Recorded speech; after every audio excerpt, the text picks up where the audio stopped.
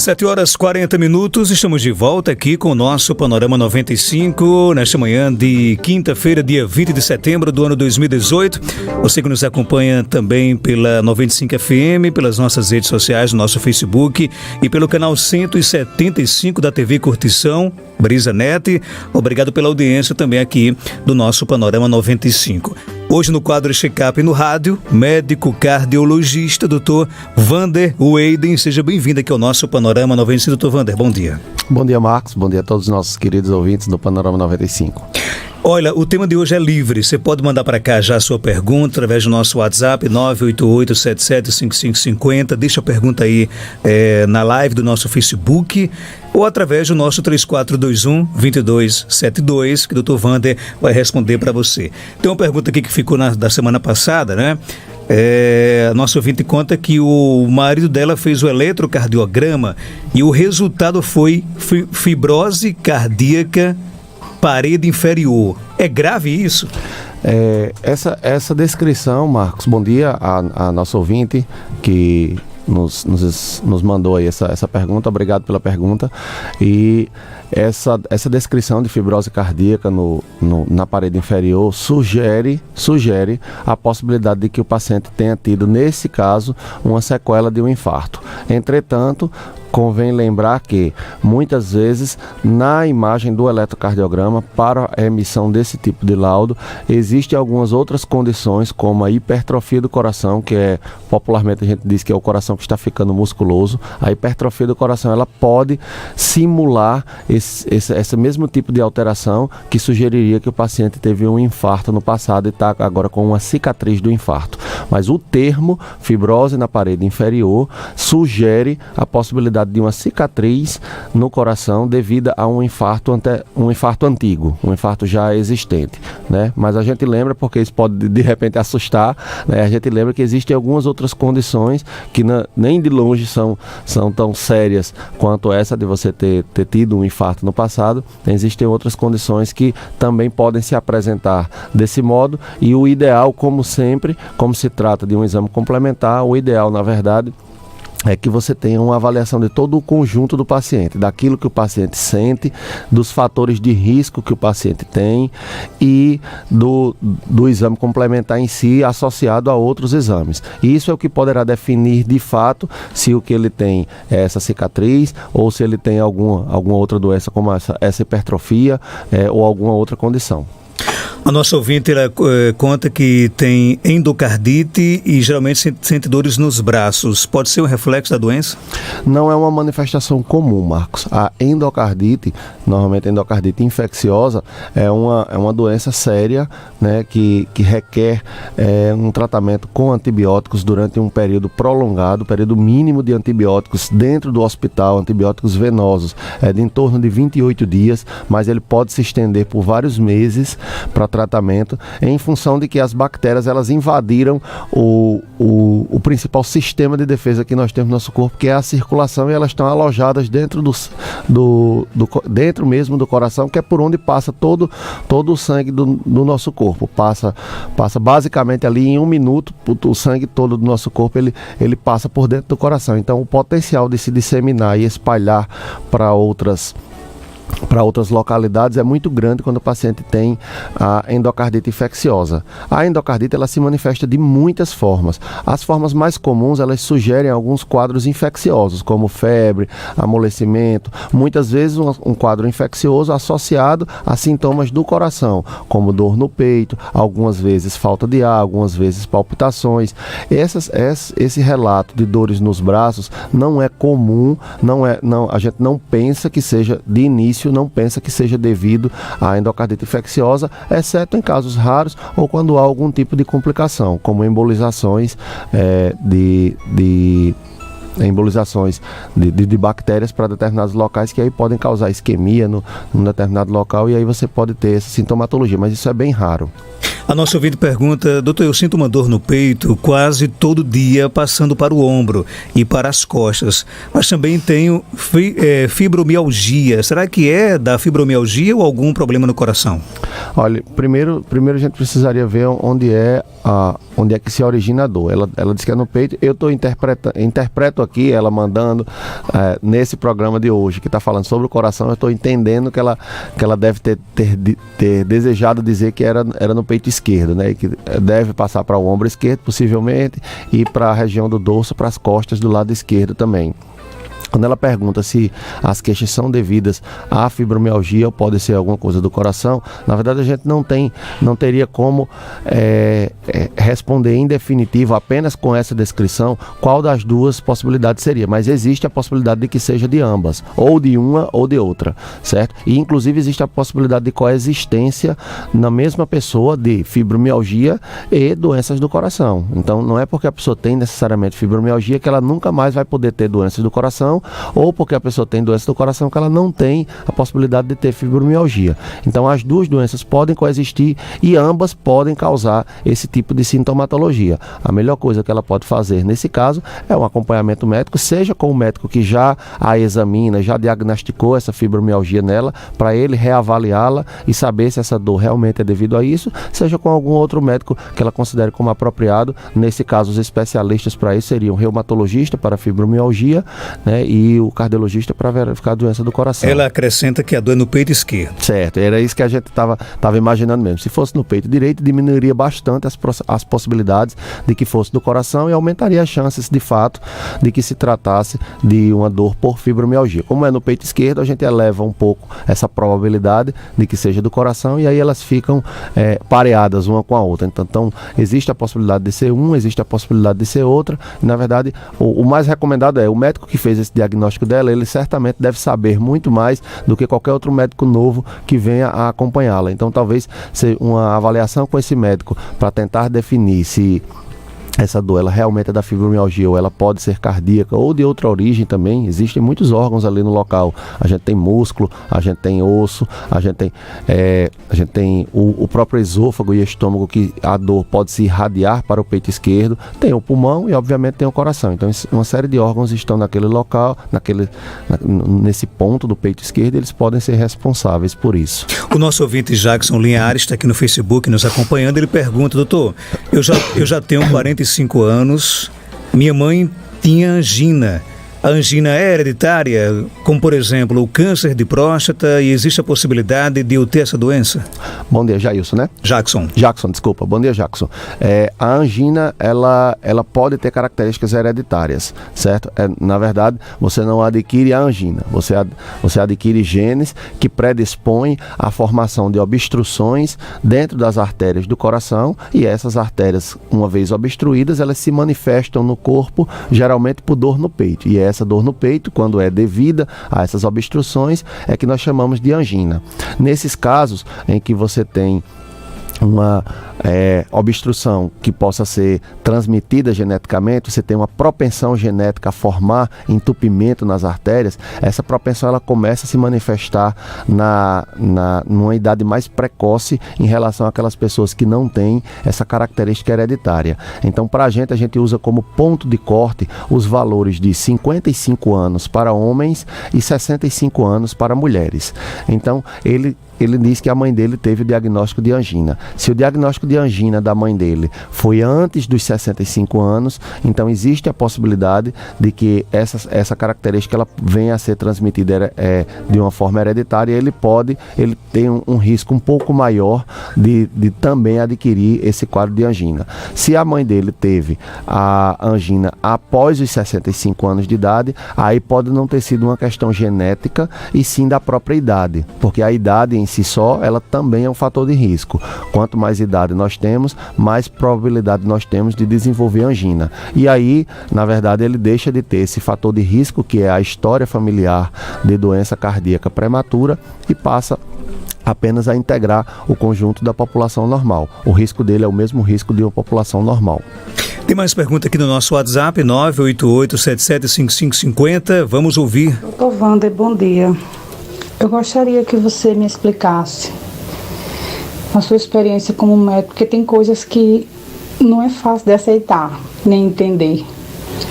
Como é que pode uma pessoa que vive bem, aparentemente não tem problema, caminha, faz tudo bem certinho.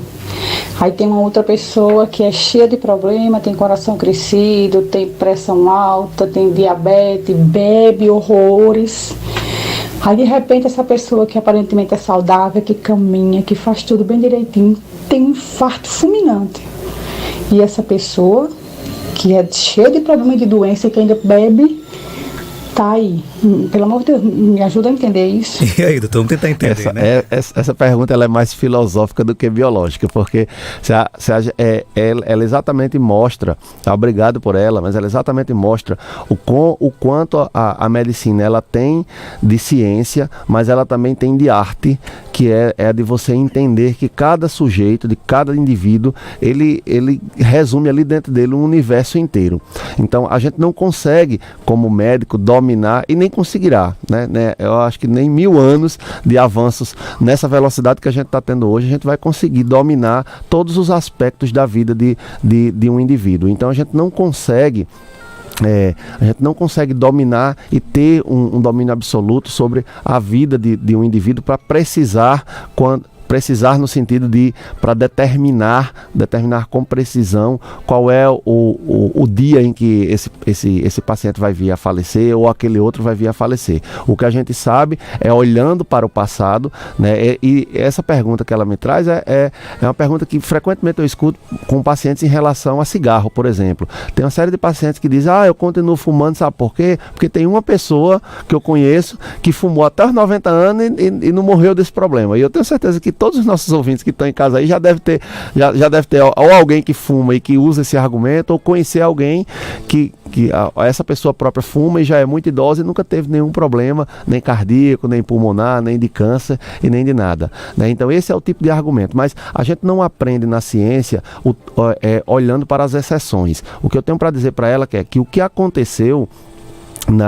nesse caso dessas duas pessoas que ela trouxe como exemplo, foi uma exceção à regra.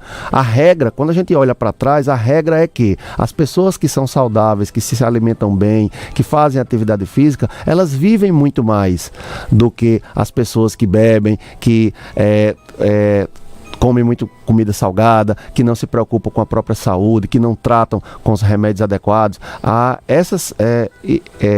Essas pessoas que não se tratam adequadamente, elas morrem muito mais e muito mais rápido e numa idade muito mais precoce do que as pessoas que se cuidam adequadamente. Isso são dados estatísticos. Quando a gente olha para o passado, a gente vê que na estatística, essas pessoas que têm uma vida mais saudável, elas vivem mais. As que não têm a vida saudável ou que sofrem com certas doenças, elas vivem menos. Entretanto, as estatísticas, elas falam de populações, elas não falam de indivíduos. Eu não tenho como pegar esses dados de uma população inteira e dizer com certeza que um indivíduo, apenas porque está fazendo a sua atividade física, ele com certeza tem a garantia de que vai viver até os 100 anos. Você não vê e nem verá médico nenhum fazendo isso. E se vir, provavelmente ele está sendo imprudente em relação a isso. Na verdade, o que a gente diz é, se você tiver uma vida saudável e praticar atividade física, suas chances aumentarão muito de que você viva mais.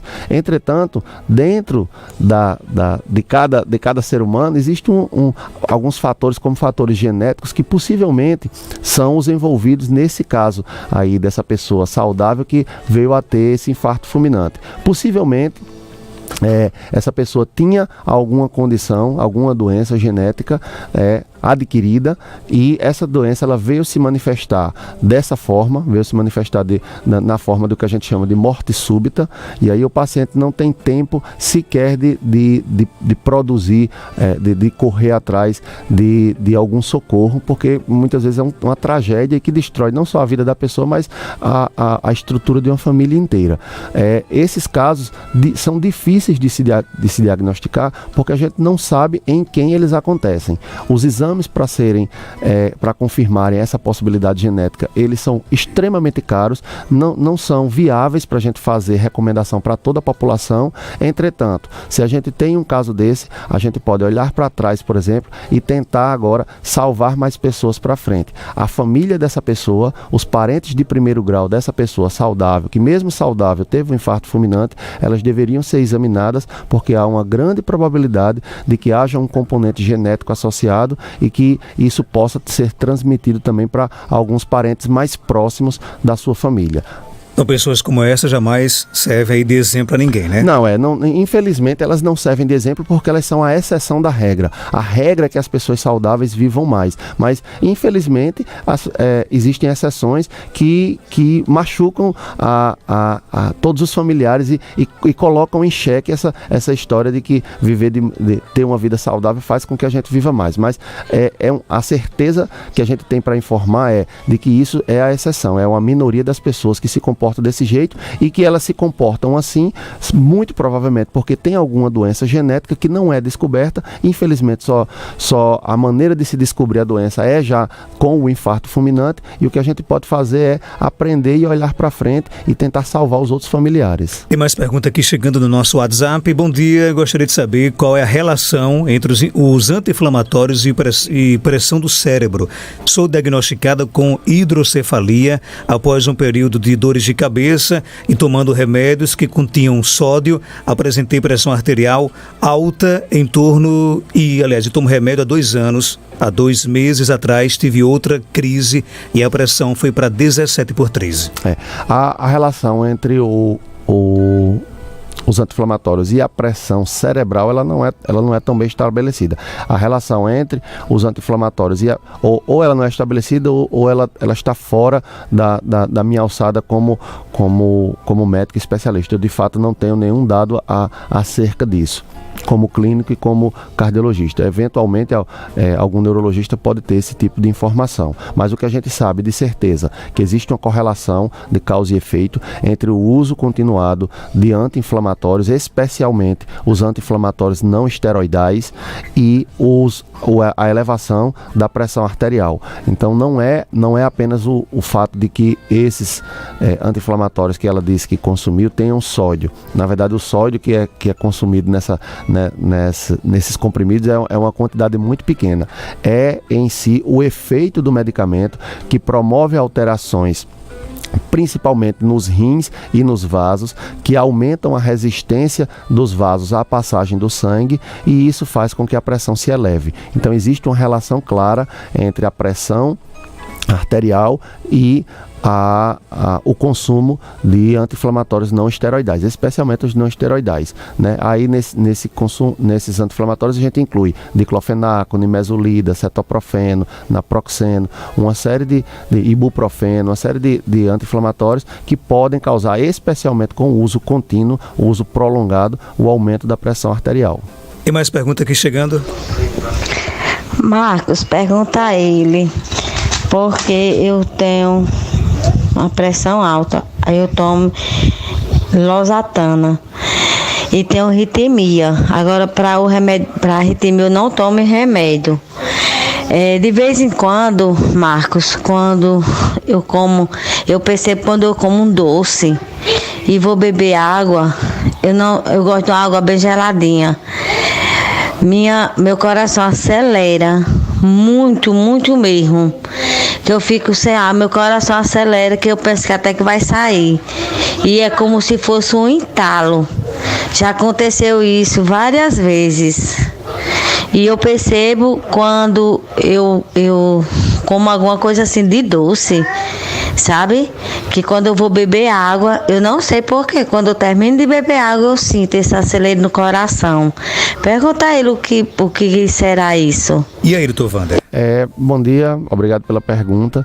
E o que pode ser, a gente tem 2 condições aí. Uma, ser apenas uma manifestação corporal, ela pode ter tido alguma vez algum desses sintomas devido de fato a algum problema cardíaco ou alguma outra condição, e depois ela ficou com esse trauma, com esse receio, e isso se prolongou, porque agora toda vez que ela come doce, ela talvez tenha um medo, e esse medo e essa angústia faça com que ela tenha esses sintomas. E a outra possibilidade é de que seja de fato devido ao quadro de arritmia que ela tem. A arritmia, não a pressão alta, mas a arritmia que ela diz que tem é quem pode se manifestar. Dependendo do tipo de arritmia, ela pode se manifestar desse jeito, com essa sensação de coração acelerado e algumas vezes associado a um entalo. Nesses casos, existe um exame apropriado para esse diagnóstico, para a gente definir de fato. Como ela tem um evento claro, né, diferente de alguns pacientes que dizem: Marcos ou Wander, tem horas que o meu coração do nada acelera. Às vezes a gente tem uma dificuldade grande de conseguir diagnosticar se é ou não devido a uma arritmia, porque a gente não sabe a hora que vai aparecer o sintoma. Mas nesse caso dela, como ela diz que toda vida que ela come doce e bebe água gelada, ela tem um sintoma, existe uma possibilidade fácil da gente fazer isso. Existe um exame chamado Holter de 24 horas que avalia o ritmo do coração durante um dia inteiro. E aí ela faz esse exame, bebe a água gelada dela, come o doce na hora. Como ela diz que isso é o que produz o sintoma, a gente verifica se de fato isso está associado ao quadro de arritmia. Se não tiver, é bem possível que tenha sido só uma manifestação física de algum trauma, de algum medo que ela teve antes, e aí ela ficou com isso, e esses sintomas eles podem se manifestar também dessa forma. Mas possivelmente as possibilidades são duas, né? Uma só o medo mesmo e a ansiedade causando esses sintomas físicos, e o outro a arritmia, e a diferença entre os dois poderia vir por meio de um exame complementar. Tem uma pergunta aqui da nossa ouvinte Francisca das Chagas. Ela pergunta o seguinte: doutor Wander, qual é a dose ideal para que o sal não faça mal à nossa saúde? Existe uma recomendação das diretrizes americanas, que foram reproduzidas nas diretrizes brasileiras de hipertensão arterial, de que a gente não consuma mais do que 5 gramas de sal. Sal aí entendendo cloreto de sódio. Seria certo? Equivalente ao quê? Uma colherinha de... Seria equivalente a uma pequena colher de sobremesa. Entretanto, cabe nos lembrar, Marcos, que essa quantidade é a quantidade de toda a comida. Então, a gente quando pega, por exemplo, quando você vai pegar um milho verde, quando você vai pegar uma salsicha, quando você vai pegar uma melancia. A melancia não, porque a melancia é a gente quem coloca o sal em cima. O que eu quero dizer é que são esses produtos que vêm com conserva, uma azeitona, um milho verde, uma salsicha, os próprios queijos que nós consumimos aqui, eles recebem a adição de sal, e esse sal ele precisa ser incluído nessa conta. Então, na verdade, a recomendação é de que seja no máximo 5 a 6 gramas de sal por dia, enquanto a nossa média de consumo chega até 12 gramas, que é uma média alta, e é por isso que nós temos tantos hipertensos, não no Brasil, mas no mundo inteiro. A nossa média de consumo é quase o dobro daquela que é recomendada por essas diretrizes. As diretrizes dizem 5 a 6 gramas de sal, que daria aproximadamente 2,3 gramas de sódio, que é, na verdade, o elemento que está dentro do sal que faz com que a pressão suba. Então, a gente fala em 5 gramas, daria uma colher de sobremesa, mas essa colher de sobremesa ela tem que ser interpretada com cuidado, porque ela você vai fazer um feijão, uma feijoadinha, bota um tabletinho de caldo de carne, de caldo de frango. Ali já vai quase 3 gramas de sal. Então sobra muito menos para você distribuir ao longo do dia. Então, na verdade, essa conta da colher de sobremesa ela tem que levar em conta o sal que já está presente nos alimentos. Doutor Wander, obrigado pela sua participação. Até quinta-feira, se Deus quiser. Eu que agradeço, Marcos. Desejaria só mandar um abraço para meu avô, seu Manuel Bernardino, que completou aniversário ontem, fez bacana. 88 anos. Então, desejo muita saúde, muita paz para ele. Manuel Bernardino. Seu Manuel Bernardino. Bairro Paraíba, né? Do bairro Paraíba, exatamente. Parabéns para ele, felicidade sempre. São 8